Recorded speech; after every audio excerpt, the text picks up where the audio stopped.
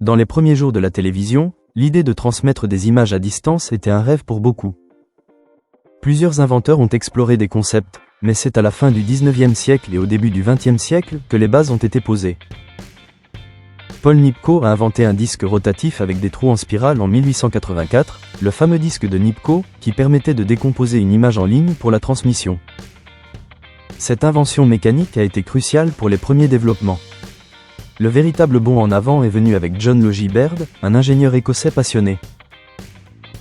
Le 26 janvier 1926, à Londres, il a réalisé la première démonstration publique d'un système de télévision fonctionnel.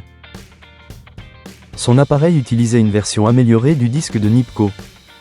L'image était certes rudimentaire, avec seulement 30 lignes, mais c'était la preuve que la télévision était possible.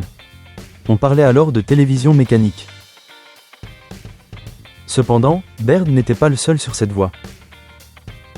Aux États-Unis, Philo Farnsworth travaillait sur une approche différente, la télévision entièrement électronique. En 1927, il a réalisé la première transmission d'une image en utilisant un tube de prise de vue électronique, l'image dissector. Son système, basé sur le tube cathodique pour l'affichage, offrait une image potentiellement de meilleure qualité et plus fiable que les systèmes mécaniques.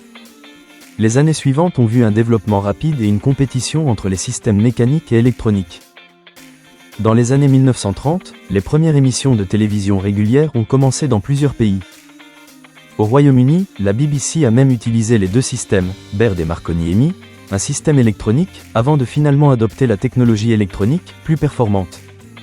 Ainsi, l'histoire de la télévision est une fascinante course à l'innovation, avec des contributions essentielles de pionniers comme Baird pour la première démonstration et Farnsworth pour le développement de la technologie électronique qui allait dominer le monde. C'est la convergence de ces idées et de ces efforts qui a donné naissance à la « boîte magique » qui allait transformer notre société.